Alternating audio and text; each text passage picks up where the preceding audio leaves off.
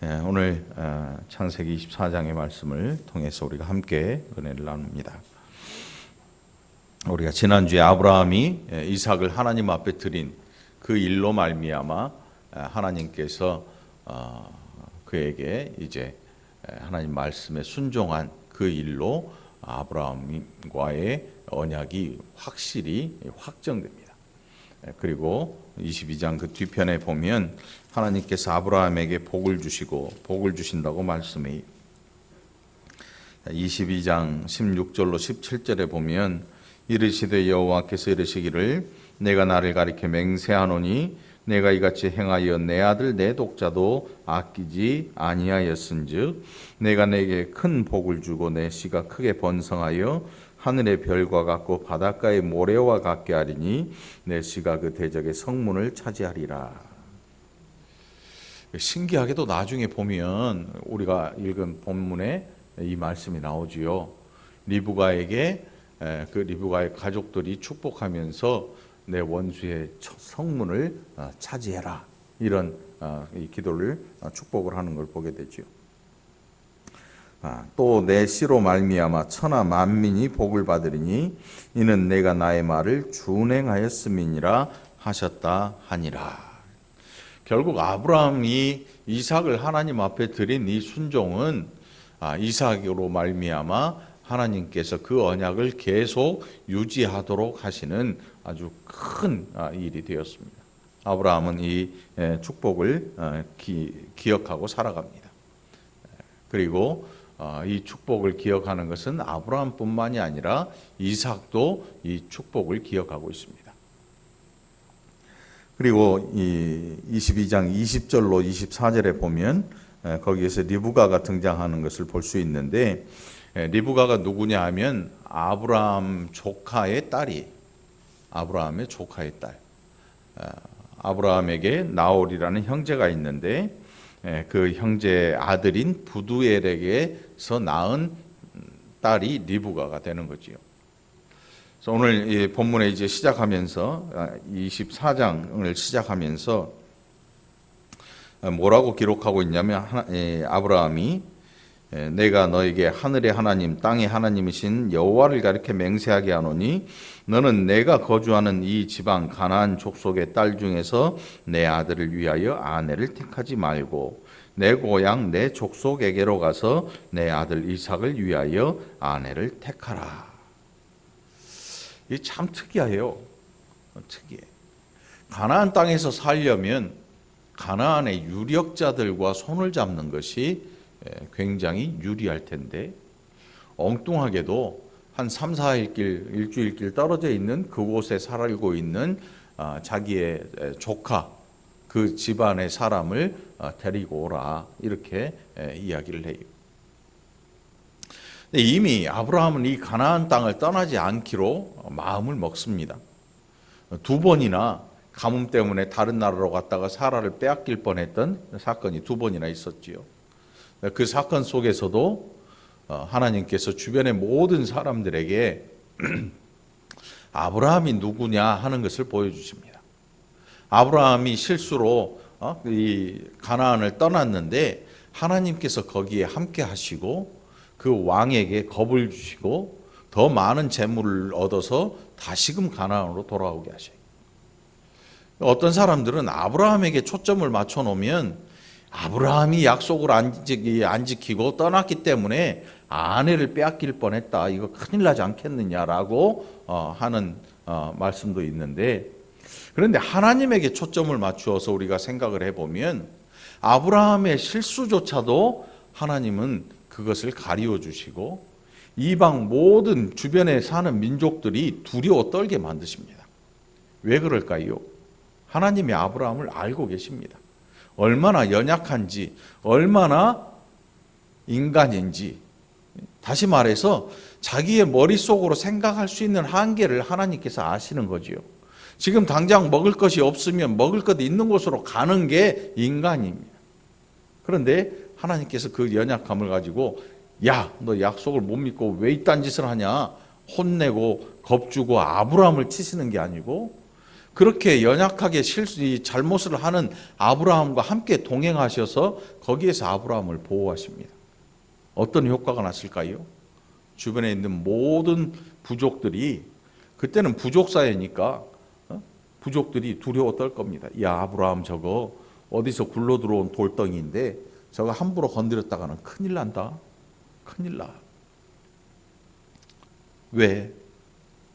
저거 밥 먹으려고 다른 지방 갔는데 거기에 있는 왕이 아내를 빼앗으려다가 죽을 뻔했대.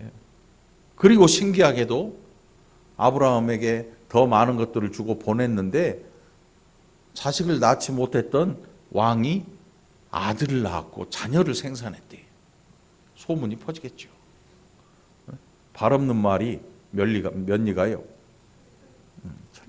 다들 틀린 말이 아니에요. 속도가 굉장히 빨라요. 요즘 더 빠르지요. 이렇게 하나님께서 아브라함의 연약함, 잘못, 실수 이런 모든 것들에 대해서 다 가리워 주시고 오히려 그런 일들을 통해서 주변의 모든 부족들에게 아브라함이 누구냐? 여호와라는 신이 보호하는 사람이다. 이걸 알게 하신 거예요. 두렵겠지요. 저거 잘못 건드렸다가 큰일 난다. 건드리지 말아라. 안 건드려요. 아무도 아브라함을 안 건드립니다. 자, 우리 생각 같으면 가나안 땅에 살려면 가나안의 사람들하고 친하게 잘 지내야 되잖아요.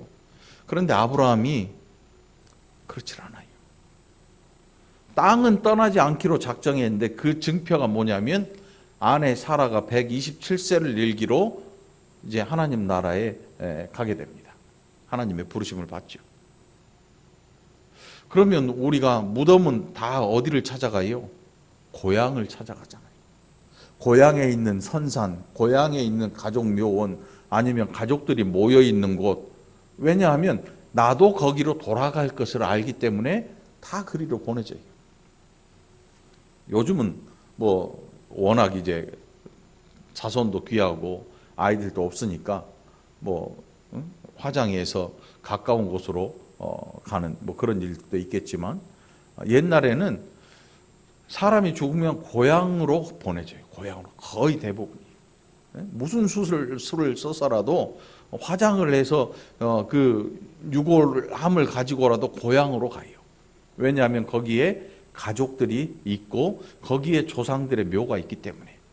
아브라함도 똑같을 거 아닙니까? 그런데 아내 사라가 죽었는데 그 가나안 땅에 있는 굴을 사서 사라를 매장해요. 굴 속에. 그런데 가나안 땅 사람들이 아브라함을 잘 알아요. 아브라함이 누구인지. 힘도 있고 능력도 있어서 함부로 건드릴 수도 없는 사람이죠. 가나안 부족들이 모여가지고 해쪽 속 사람들이 모여가지고 아브라함한테 뭐라 그러냐면 우리가 그냥 땅 내줄 테니까 당신의 아내를 이곳에 매장하시오. 무덤을 삼으시오. 그랬더니 대뜸 아브라함이 아니요. 나는 그것을 내가 합당한 값을 치르고 사겠소. 무슨 뜻입니까? 이제는 가나안 땅에서 떠나지 않겠다는 것입니다. 돈 주고 사놨는데 어디다가 자기가 땅을 사놨는데 땅을 버리고 떠날 사람 없어요. 거기에 땅을 사놓은 것은 요즘 이제 투기를 하도 하니까 그렇지만 고대에는 어디엔가 땅을 산다고 하는 것은 거기에 뼈를 묻겠다는 이야기. 뼈를 묻겠다. 우리나라도 농사가 기반이었던 한 1960년대까지 산업사회가 되면서 사람들이 도시로 몰려가면서 어떤 일이 생기냐면 시골에 있는 부자의 자녀들이 땅을 다 팔아요. 서울로 올라오죠. 논문서, 반문서 다 팔아먹고 선상까지 팔아먹고 다 서울로 상경을 해요. 그러니까 땅에 대한 개념이 지금하고 옛날하고는 완전히 달랐어요. 우리는 투기의 대상으로 땅을 보는데 그 사람들은 평생을 거기에서 머물 것으로 거기에 뼈를 묻을 생각으로 그 땅을 사는 거예요. 그러니까 햇사람이 그 땅 주인이 이 땅값을 얼마를 불렀냐면 400세겔, 은 400세겔. 얼마나 몇 평이었는지 알 수는 없지만 아무튼 아브라함에게 이 땅은 이 가나안에 대한 하나님과의 약속에서 이제는 더 이상 이곳을 떠나지 않겠다는 선언이었고 약속을 지키겠다는 자기 자신의 결단이었거든요. 은 400세겔이 작은 돈이 아니에요. 엄청나게 큰 돈이에요. 그러니까 무덤으로 쓰려고 산 이 땅값이요, 이 햇사람들이 정상이 아니야. 완전 장사꾼이야. 아브라함이 필요한 걸 알고 살 것 같으니까 아주 뻥튀기해서 부른 거예요. 요즘은 부동산 투자 컨설팅이라고 하죠. 거의 사기에 가까운. 뭐 평당 10만 원짜리 땅을 100만 원에 팔아먹어요. 여기 지금 도시계획이 돼가지고 금방 들어온다. 한 뭐 몇 억 주고 사놨는데 땅값이 10분의 1도 안 가는 그런 땅도 있어요. 잘못 걸리면. 전화 걸려오지요. 전화 걸려오면 부동산 컨설팅 해가지고 받으면 어떤 사람들은 땅이 싸다니까 혹 해가지고 전화를 계속 통화를 하더라고. 그런 건 얼른 끊어버려야지, 차단하든지. 생각을 해보세요. 그렇게 비싸고 좋은 싼 땅이 있으면 지가 사서 지가 부자 되지. 왜 남한테 전화하겠냐고. 수수료 몇 푼 먹자고. 그 100% 사기인 거지. 전화로 돈 벌어줄게요 하면 그거 다 사기야. 그렇잖아요. 돈 벌 일 있으면 지가 벌겠지. 나를 가지고 지가 돈 벌겠다고 전화하는 거잖아요, 지금. 진짜로 있으면 지가 그거 가지고 지가 돈 벌면 되지. 보이스피싱 그거 조금만 생각하면 오자마자 그냥 예 그러고 끊어버리면 되는데, 사람들이 뭔가 찔리는 게 있고 그러면 검찰이라 그러면 쨍 못 써. 검찰이라 그러면. 아직도 보이스피싱 하는 사람들 줄을 섰대요. 왜? 그 사람들 돈 주려고 줄 서 있는 사람들이 많대. 찔리는 게 많으니까 검찰이라 그러면 꼼짝 못 하는 거지. 그런데 그냥 끊어버려도 되거든. 자, 지금 그 얘기가 아니고, 자, 햇사람이 값을 400세겔을 불렀어요. 은 400세겔. 한 10배 튀긴 것 같아. 근데 놀랍게도 아브라함이 좋습니다. 내가 그 값을 치르겠소. 옆에 많은 증인들이, 부족장들이 와서 다 지켜보고 이것이 아브라함의 땅이라는 것을 온 가나안 땅에 공포를 합니다. 이것은 아브라함이 자기 값을 주고 분명히 산 것을 우리가 증언한다. 그것의 증인이다. 이것은 아브라함의 땅이다라고 선언을 하죠. 그래서 23장 20절 보면 이와 같이 그 밭과 거기에 속한 굴이 헷 족속으로부터 아브라함이 매장할 소유지로 확정되었더라. 이렇게 기록을 하고 있어요. 이제 어느 누구도 아브라함에게서 이 땅을 너 이방에서 와가지고 왜 우리 땅 써 내놔 이렇게 할 사람이 없는 거죠. 확정된 거예요. 요즘 말로 하면 등기소에 등기가 딱 된 거예요. 아브라함이 이 땅 가지고 돈 벌려고 산 게 아니고 가치 없는 땅을 이제는 자기가 이 가나안 땅을 떠나지 않으려는 확정 일자 도장을 꽝 찍는 거지요. 나는 가나안에서 이제 떠나지 않겠습니다. 그리고 사랑했던 사라를 거기에 매장을 해요. 그러니까 떠나지 못하는 거죠. 이제 안 떠나는 거죠.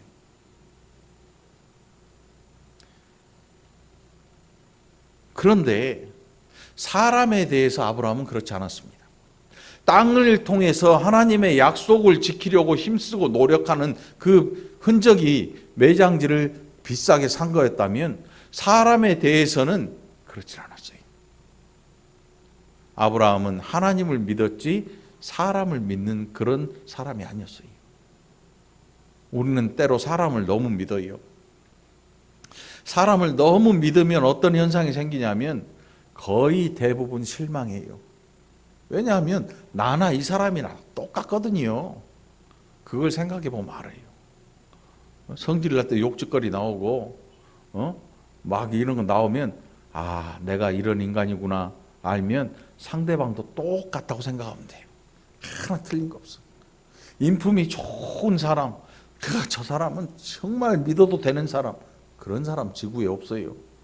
지구를 떠나야 믿을 수 있어.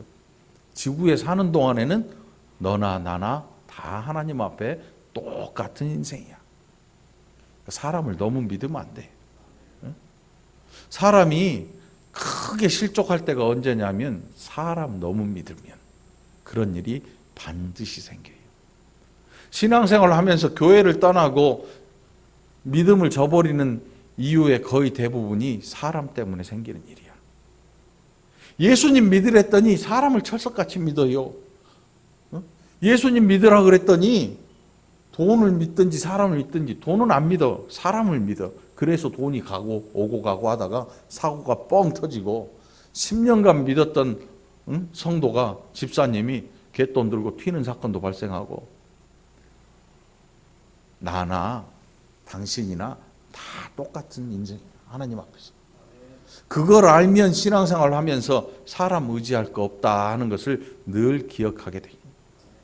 여러분 누군가 볼 때 의심의 눈초리가 아니고 곁눈질로 이것이 진짜 이렇게 보면 안 돼요. 우리는 사람들에 대해서 사랑할 줄 알아야 되고 그러나 그를 하나님처럼 믿으면 안 돼요. 나처럼 연약한 죄인이고 나처럼 용서받을 게 너무 많은 사람이라는 걸 우리 서로가 인정하고 그래서 우리가 하나님 앞에 나왔다는 이 사실 때문에 우리는 서로 다독여주고 용서해주고 인정해줄 믿어줄 필요가 있는 거죠. 사랑할 필요가 있다는 거죠. 아브라함은 가나안 땅에서 사람에 대한 관계에서 철저했습니다. 지금 가나안 땅에 땅 샀어요. 그럼 누구랑 결혼하는 게 유리할 것 같아요? 우리나라 대기업들 중에 보면 대통령 딸들, 아들들하고 결혼한 사람 많아요. 대통령이 되면 대기업 아들들, 딸들하고 정략 결혼을 해요. 기업과 기업 간의 회장과 회장 간의 그 자녀들도 결혼을 해요. 왜냐하면 서로 이제 사돈 관계가 되면 내가 어려울 때 서로 도와주고 이렇게 해서 더 몸집을 불리려는 그런 일을 해요. 그런데 그러니까 이 부부지간에 사랑이 없으니까 살다가 깨지고 이런 일이 늘 생기는 이유가 정략 결혼을 해요. 고대에도 이런 일이 더 많았지요. 우리가 다윗에게 장인이 몇 명 있어요. 빙장이라고 장인. 장인 어른이 누구냐면 부인의 부모, 아버지. 나중에 다윗 그 역대기를 보면 다윗에게 장인이 1000명이 1000명. 네? 장인이 2명 있어도 우스울 일인데 장인이 2명이면 어떻게 되지? 2번 결혼했든지 아니면 장모님이 2번 결혼했든지 뭐 그럴 수도 있겠네. 애매하네. 아무튼 다윗에게 장인이 1000명이 있었어요. 1000명 이거 1000명이 아니지. 왜 그런 일이 생겼냐면 다윗이 너무 강성하니까 주변 모든 나라들이 왕이 자기 딸들을 다 보내는 거예요. 다윗한테. 그러니까 그게 진짜 자기 딸인지 누군지 알 길도 없어요. 사실은 고대에는 다 보내는 거예요. 자기 딸을 다. 왜? 나 건드리지 말아주세요. 딸만 보내는 게 아니고 지참금이라는 게 있어요. 어마어마한 재물을 갖다 바치는 거예요. 다윗이 그렇게 살았어요. 어마어마해요. 솔로몬.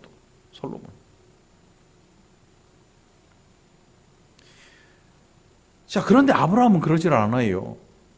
가나안의 유력자들과 결혼해서 정략 결혼을 하든지 뭐 혼인 관계를 맺어서 그 딸을 데려오면 가나안 땅에서 이제 승승장구하는 앞날이 구말리 같은 앞날이 펼쳐지고 아 그래 이렇게 하나님의 꿈이 이루어지는 거야라고 생각할 텐데 엉뚱한 저 멀리 떨어진 자기의 조카의 딸, 자기 형제의 집안에서 딸을 데려와서 아들을 결혼시키자는 거예요. 그 딸도 이방인이니까 이 가나안 땅에 들어오면 가나안 사람들이 별로 안 좋아할 거예요. 그런데 그렇게 하라 그래요. 왜 그랬는가 하면 이미 가나안 땅 그때도 하나님 앞에서 정말 하나님이 보시기에 안 좋은 일들을 숱하게 하고 있었어요. 가나안 족속들의 종교는 그냥 일상적으로 우리나라에서 보는 절에 다니고 뭐 이런 게 아니고 아주 무지막지한 종교예요. 음란한 종교일 뿐만 아니고 살아있는 사람을 신에게 제물로 드리는 바치는 그런 엄청난 무시무시한 종교들이 가나안 땅에 그때도 존재하고 있었거든요. 그러니까 이 보통의 사람들이 아니에요. 무시무시한 사람들이에요.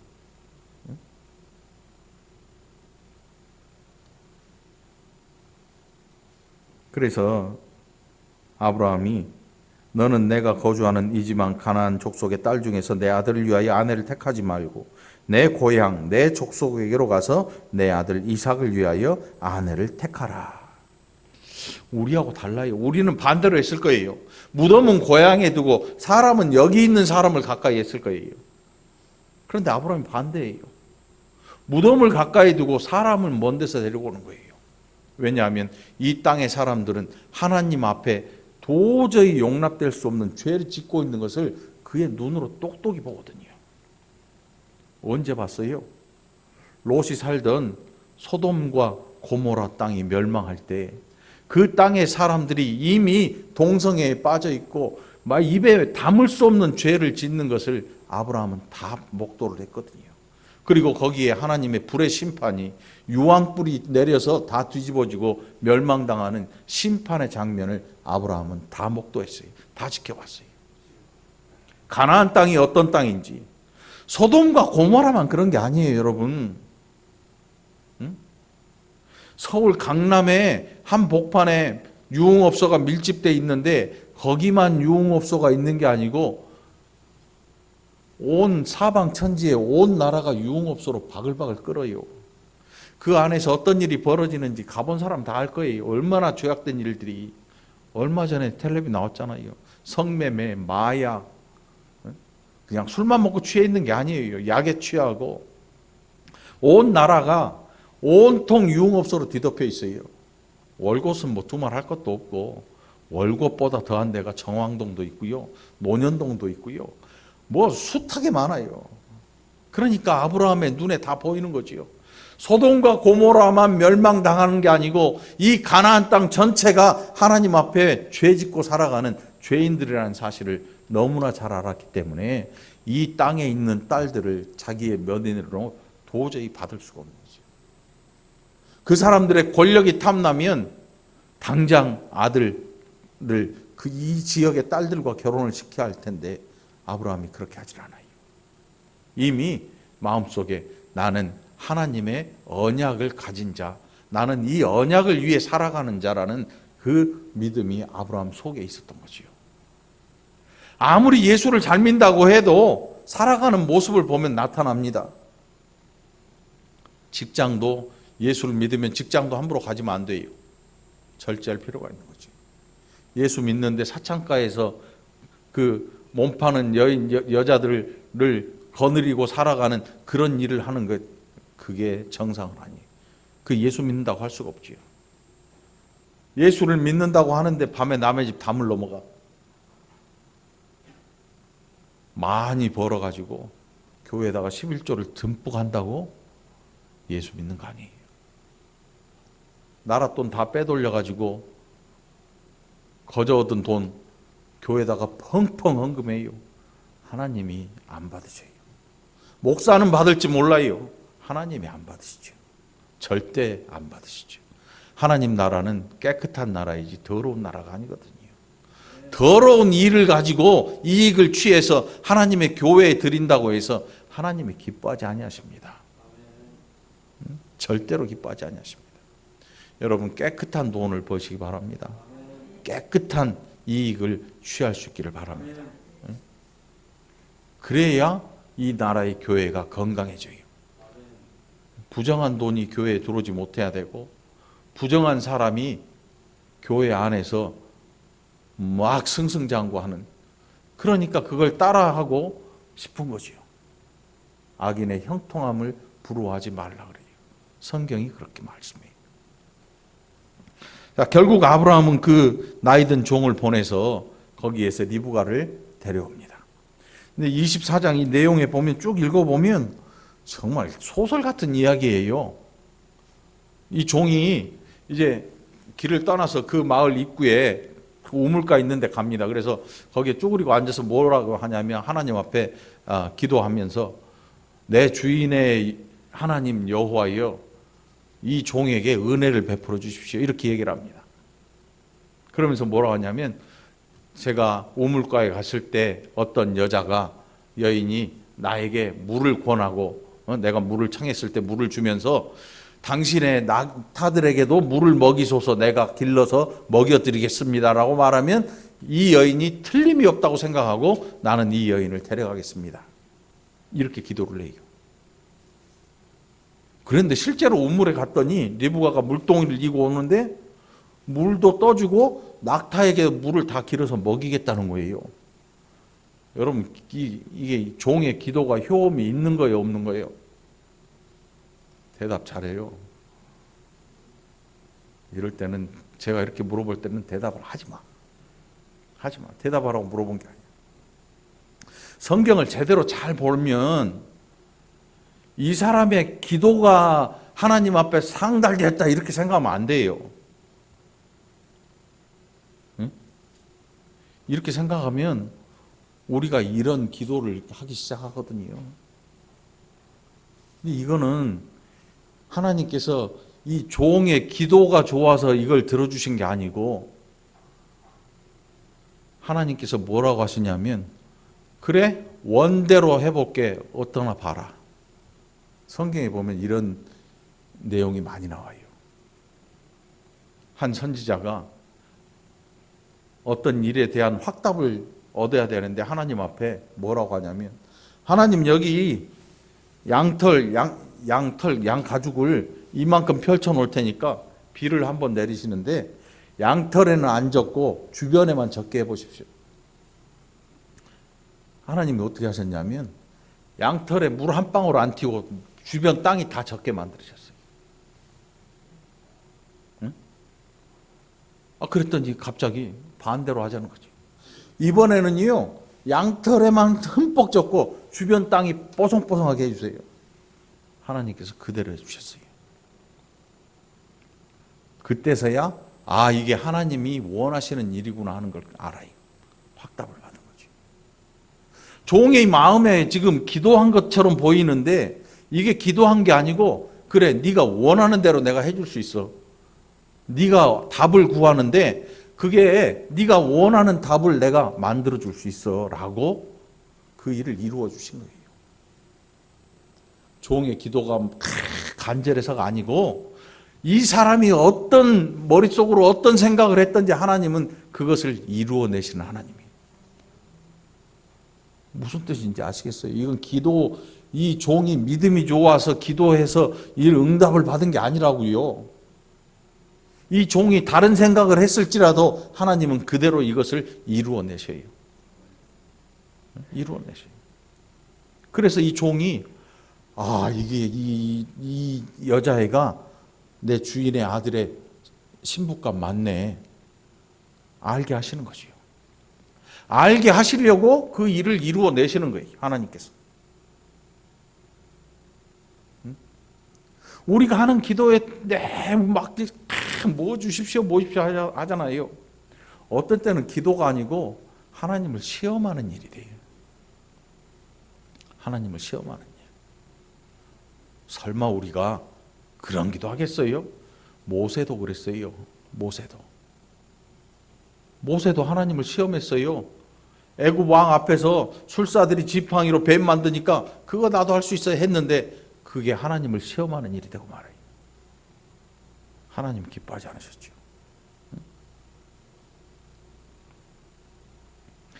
그렇게 해서 하나님께서 리브가를 아브라함의 집으로 데려가게 만드십니다. 그게 우리가 봉독한 60절로부터 기록이 되어 있어요. 쭉 기록이 되어 있습니다. 더 이상 의심할 여지가 없는 거예요. 왜요? 자기가 마음에 먹었던 그 일이 자기 눈앞에서 실제로 일어나고 그러니까 낙타한테 물 기르려고 하는 리브가의 손목에다가 금팔찌를 확 걸어요. 금팔찌. 여기 보면 금팔찌를 얼마나 큰 걸 걸어줬냐면 이 라반 리브가의 오빠가 라반이에요. 라반 여러분 누군지 아시죠? 나중에 야곱하고 엮여가지고 있는 그 라반이 리브가의 오빠. 그러니까 야곱과 에서를 낳았는데 그 엄마 리브가의 오빠가 라반이고 야곱이 그리 도망가는 거예요. 며칠 후에 몇 주 후에 설교할 내용을 미리 알려드릴게요. 라반도 여기서 등장해요. 라반이 그때 뭘 봤냐면 리브가 자기 여동생의 팔목에 걸린 이 10돈짜리 10돈이 아니지 10돈이면 한 양인가? 한 양. 10양을 뭐라 그래요? 10양이라고 그러죠. 금 100돈. 금 100돈짜리를 팔목에다가 착착 채워주고 귀에다가는 100돈 걸으면 귀 찢어지잖아. 그러니까 이 반세겔짜리 양쪽으로 한 세겔짜리를 걸어줘요. 라반이 그걸 보고 막 집으로 쫓아가고 사람들한테 우리 동생한테 금을 준 사람이 지금 오고 있다고. 라반이 그때부터 돈을 밝힌 것 같아요. 이 종이 리브가에게 금을 걸어준 이유가 리브가 꼬시려고 그런 게 아니에요. 리브가 마음 혹 해가지고 자기 주인 아들한테 결혼시키려고 하는 게 아니고 증표를 남긴 거야. 사람 바뀌는 거 여러분 순간이야. 야곱이 그랬잖아요. 라헬인 줄 알고 장가를 들었더니 아침에 자고 나서 하룻밤 이제 첫날 밤을 지내고 눈 떠보니까 레아가 누워 있는 거야. 못 물러. 어떻게 물러요? 그 귀한 금으로 그 팔목에 철컥한 것은 리브가의 마음을 꼬셔가지고 거기에 어떻게 데려가 보려는 그게 아니고 사람이 바뀌지 않도록 철컥 채운 거야. 근데 그 오빠가 누구냐면 라반이 사람 바꿔치기의 귀재잖아요. 야곱이 라헬을 사랑했는데 첫날 밤에 화장 똑같이 해가지고 얼굴 가리고 안 보이니까 레아를 집어넣어 버린 거예요. 그 덕분에 12년을 7년 고생 14년을 개고생을 하고 장가를 가요. 한 여인에게 7년씩 투자해서. 그런데 한 여인에게 14년 투자한 거예요. 라헬하고 결혼하려고 7년을 투자했는데 사기쳐가지고 레아랑 결혼했잖아. 그러니까 7년을 더 고생해서 라헬하고 결혼하잖아요. 그러니까 라헬 때문에 14년을 이 여자 한 명 얻으려고 14년을 고생한 거예요. 라반이 그런 사람이야. 그 사람이 지금 리브가의 오빠로 등장을 하고 있어. 리브가에게 그 금 팔찌를, 금 귀걸이를 딱 채워요. 그리고 그 집에 가서 이제 자초지종을 다 이야기를 하지요. 당신의 형 아브라함이 있는데 그 집안에 100세에 낳은 아들 이삭이 있습니다. 거기에서 며느리를 구하지 말고 이곳에 와서 구하라는 명령을 듣고 내가 여기 와서 당신의 집에 이르게 되었습니다. 나는 알지 못하고 왔는데 하나님이 나를 인도하셨습니다. 요즘 내비게이션이 있기를 해요. 전화가 있기를 해요. 어디 사는지 알 길이 있나. 갔는데 하나님께서 이끌어 들으신 거죠. 그래서 리브가를 데리고 아브라함의 집으로 가나안 땅으로 돌아오게 됩니다. 하나님께서 이 일을 통해서 여러분 한번 생각해 보십시오. 사라 90세에 이삭을 낳았어요. 127세에 죽어요. 그러면 이삭이 지금 몇 살이겠어? 37살 아니에요. 37살에 어머니를 여의어요. 이 이삭은 막 쾌활한 외성적인 이런 사람이 아니고 조용하고 조용한 사람이에요. 조용한 사람. 그러니 슬퍼도 속으로 사귀고 화가 나도 속으로 사귀는 사람이지요. 굉장히 그 어머니의 사랑을 듬뿍 받다가 어머니가 돌아가세요. 남자가 아이를 사랑하는 거하고 엄마가 아이를 사랑하는 그 방법이 다르잖아요. 방법이 달라요. 우리 애기 저 안에 하나 있는데 우리 사랑 집사님이 예준이를 키우고 사랑하는 방법하고 경덕 집사님이 예준이를 사랑하는 방법은 달라요. 완전히 다르지요. 그러니까 아이가 엄마랑 오래 붙어 있고 달라요. 정서적인 게 엄마의 것을 더 많이 가져오겠죠. 그렇게 외로운 이삭에게 리브가가 위로가 되었다. 성경이 기록합니다. 그러니까 하나님께서 이 언약을 위해서 사람도 다 예비해 놓으셔요. 여러분 하나님 일 하고 싶습니까? 그러면 세상 사람 붙들고 하지 마세요. 힘 있는 권력자 찾아가지 마세요. 제가 보니까 교회에 뭐 경찰서장, 국회의원, 구청장 다닌다고 자랑하고 좋아하는 분들이 있더라고. 그거 다 부정한 일을 하니까 좋아하는 거 아니에요. 멀쩡히 정상대로 법 아닌 거는 하지 말아야 되고 법이 되면 하면 구청장이든 누가 없어도 상관없잖아요. 법 안에서 하면. 응? 검찰 좋아하고 판사 좋아하는 사람들, 죄 지은 사람들이 좋아해요. 왜? 봐달라고. 이게 별로. 동창들 중에 여러분들 변호사 하는 친구들이 그런데요. 연락 한 10년 없다가 갑자기 전화 오는 애는 분명히 사고 친 애래. 막 갑자기 전화해서 친한 척하고, 야, 그때 학교 다닐 때 나 생각나지 않냐? 그러고 나서 다름이 아니라 내가 애가 하나 있는데 사고를 쳐가지고 재판이 걸렸어. 다 뭔가 안 좋은 일이 있으니까 연락이 오는 거지. 권력을 가진 사람들한테. 교회 안에 권력자가, 세상 권력자가 있는데 그것 때문에 자랑스러웠고 그것 때문에 힘이, 어깨에 힘이 나고 그것 때문에 교회 일이 잘 되는 거, 뭔가 문제가 있는 거야. 대통령이 교회의 장로님인 게 수치스러운 일이 되고 말았어요.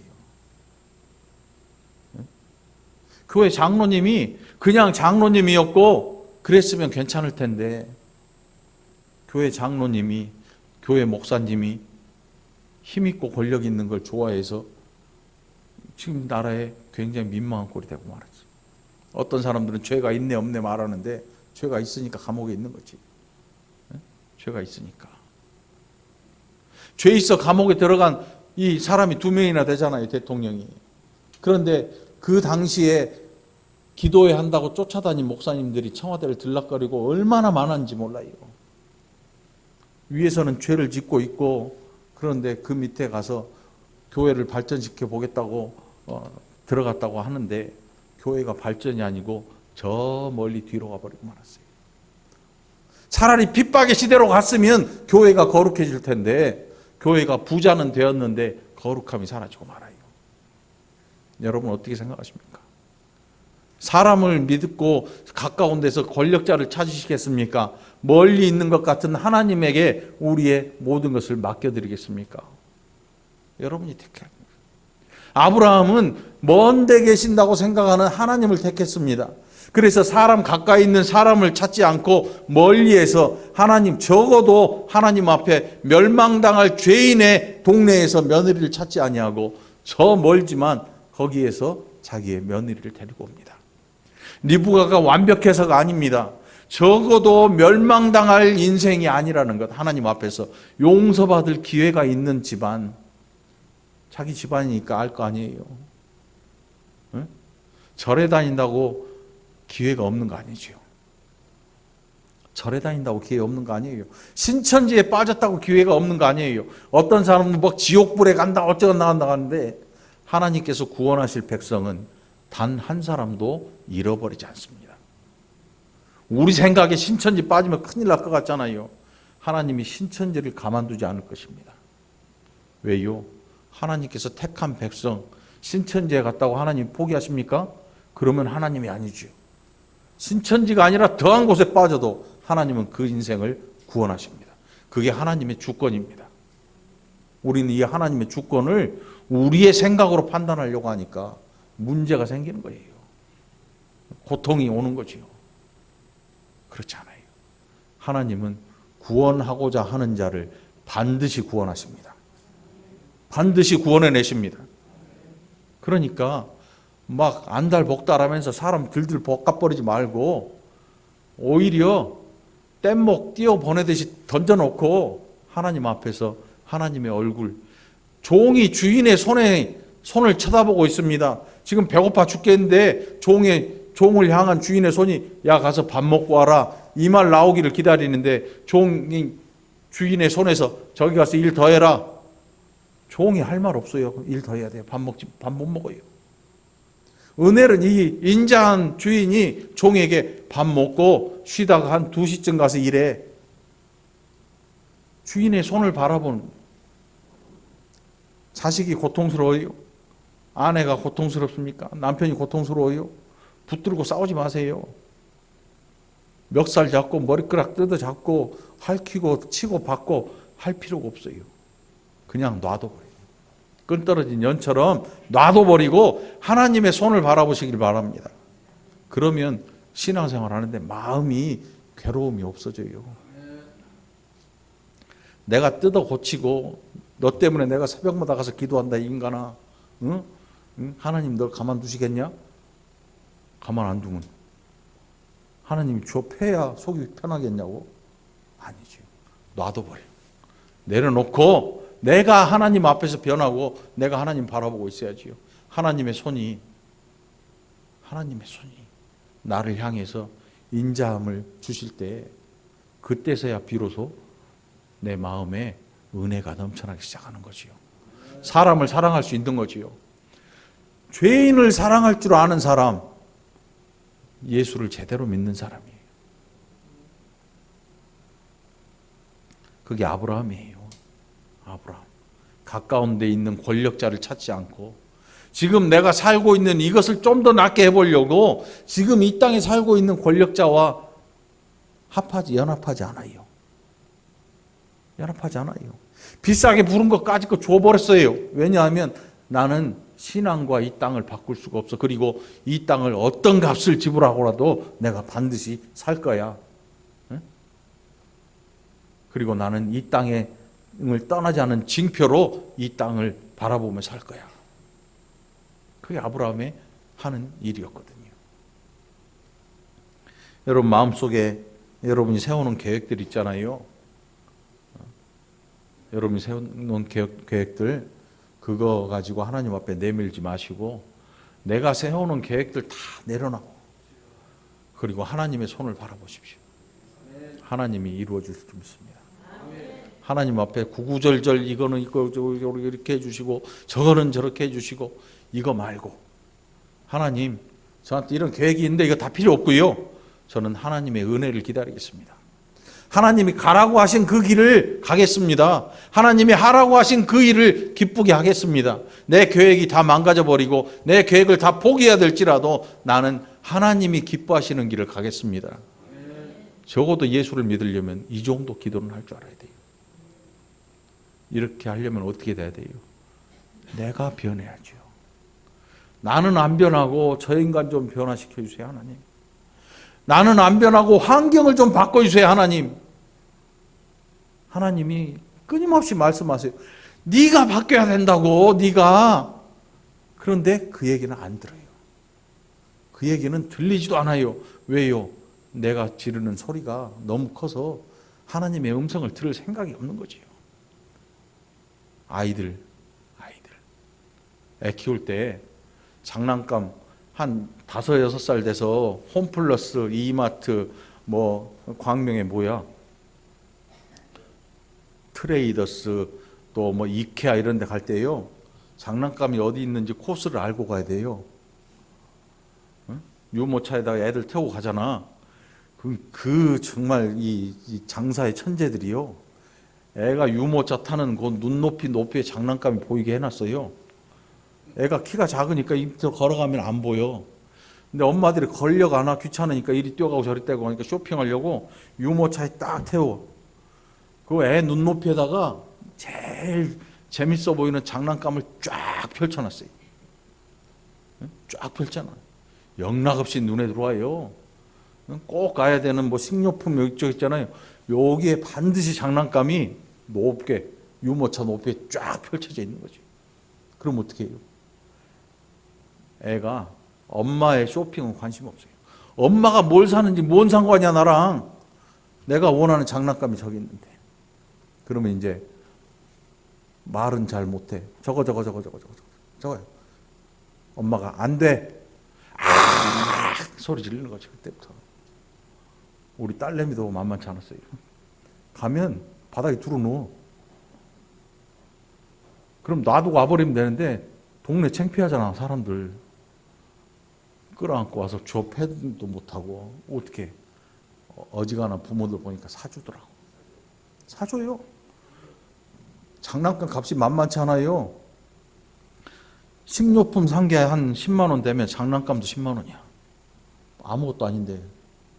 근데 하나 사줬다고 또 안 사줘? 다음에 쇼핑할 때 그 앞에 지나가봐. 또 사달라 그래. 끝도 없어요. 우리가 하나님 앞에 기도하고 산다고 하는 모습들이 거의 여기에서 벗어나지 못하고 살아요.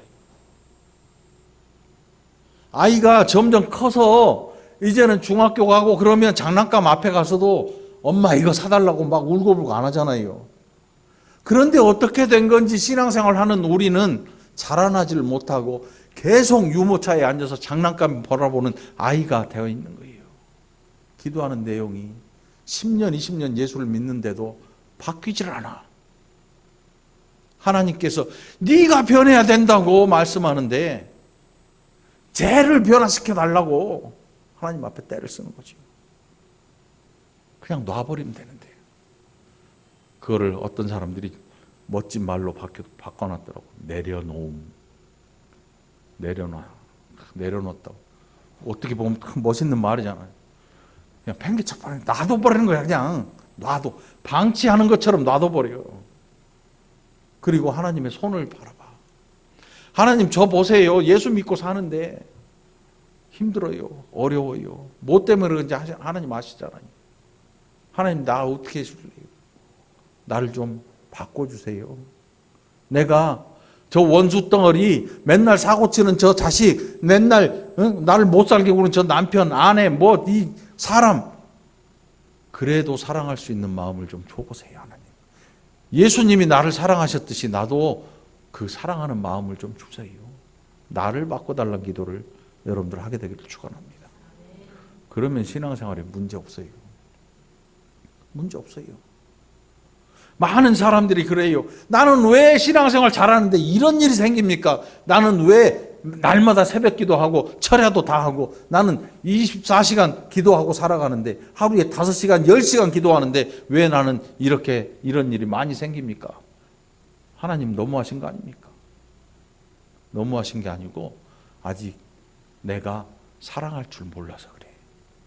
하나님의 사랑을 잘 이해를 못해서 그래. 하나님이 죄인을 사랑하시는데 얼마만큼 사랑하시냐 하면 죄를 아예 안 봐. 죄를 안 봐. 예수님이 우리의 죄를 보고 덮으시지 않았잖아요. 안 봐. 예수님을 믿는데 믿으면서 지은 죄에 대해서도 덮어버리셨어요. 미래의 죄까지 덮어버리시고 안 보겠다는 거지. 하나님이 구원하시고자 하는 자를 반드시 구원해 내십니다. 그게 하나님의 열심이고 하나님의 구원의 섭리고 하나님의 주권이에요.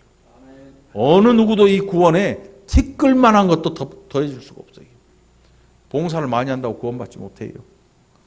11조 많이 한다고 구원받은 거 아니에요. 목사라서 구원받지 못하고 장로라서 구원받는 게 아니에요. 목사라도 구원받지 못할 수 있어요. 왜요?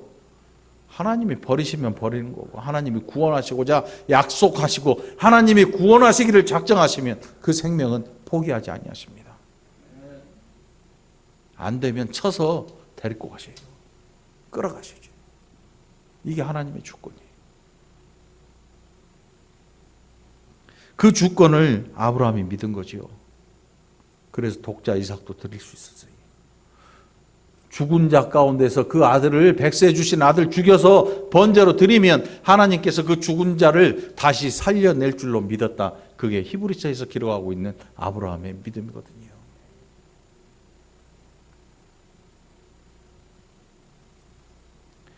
이삭에게 리브가를 통해서 하나님께서 위로를 주십니다. 신앙생활의 위로가 얼마나 좋은지 사람의 위로는요. 뭐 없어요. 말로 하는 거잖아요. 돈으로 좀 봉투로 하는 거잖아요. 우리는 축하도 봉투나 또 슬픔도 봉투나 가서 따뜻하게 손잡아주고 진심으로 같이 울어주고 우리가 할 수 있는 건 고작 이거예요. 영원한 위로는 못 돼요. 그런데 하나님께서 리브가를 데려오게 하시고 이삭에게 위로를 주셔요. 성령의 위로, 하나님의 위로는 마음의 상처와 아픔을 치료하셔요. 사람의 위로와 사람의 이 치료는요, 약물 치료하고 사람이 좀 따뜻하게 해주고 한계가 있어요. 한계가. 어떤 분들 보면 정말 아픈 이야기를 만날 때마다 해요. 듣는 사람이 나중에 지쳐요. 정신과 의사들 상담하는 그분들도 정신과 약 먹어야 돼. 신경안정제 안 먹고는 견딜 수가 없어요. 한 얘기 또 하고 한 얘기 또 하고. 술 취한 사람하고 앉아있는 거랑 똑같은 거지요. 어? 제가 지난주에 했잖아. 그게 말이지요. 이게 나오면 아유 저 인간 또 시작하네. 이게 계속 그렇게 되는 하소연하는 거 하소연. 응? 하소연 가지고는 치료가 안 돼요. 하나님이 치료하시면 한순간에 그 아픔이 사라지죠. 다른 걸로 덮어주시니까. 다른 걸로 채워주시니까 여러분들 마음에 상처 있거든 하나님 앞에 치료를 기다리시기 바랍니다. 사람의 위로 구하지 마십시오. 사람에게 나 좀 어떻게 해주라고 사람 찾지 마세요. 이삭이 리브가를 인도하여 그의 어머니 사라의 장막으로 들이고 그를 맞이하여 아내로 삼고 사랑하였으니 이삭이 그의 어머니를 장례한 후에 위로를 얻었더라. 요때가 이삭이 나이 40대. 그러니까 한 3년여를 굉장히 마음에 아픔이 있었던 것 같아요. 그 어머니에 대한 그리움이나 이것 때문에 하나님께서 이 모든 것들을 리브가를 통해서 씻어주셔요. 사람은 때로 이런 사람이기도 해요. 우리의 아픈 마음에 참 좋은 위로가 되는 사람이 있어요. 그러나 그 일이 하나님이 주신 위로일 때는 그게 마음의 상처도 씻은 듯이 나으시죠. 여러분들 하나님 앞에 정말로 위로받고 싶거든 하나님의 위로를 구하시기 바랍니다. 그러면 이게 재발하지 않습니다. 재발하지 않아요. 오늘 설교 여기까지 하려고 합니다. 근데 한 주도 또 귀한 은혜 여러분들 누리시고 하나님 앞에서 성장하는 기도의 사람들이 되기를 간절히 축원합니다. 기도합시다. 하나님 아버지 감사합니다. 우리가 얼마나 연약하고 어리석고 자라나지 못했는지 아브라함의 삶을 통해서 우리도 돌아보게 됩니다. 이 한 주 지내며 우리도 하나님 앞에서 무럭무럭 자라나는 신앙인들이 되게 하시고 하나님의 뜻을 분별하고 살아가는 복된 자들이 되게 하여 주옵소서. 감사드리옵고 예수님 이름으로 축복하며 기도합나이다. 아멘.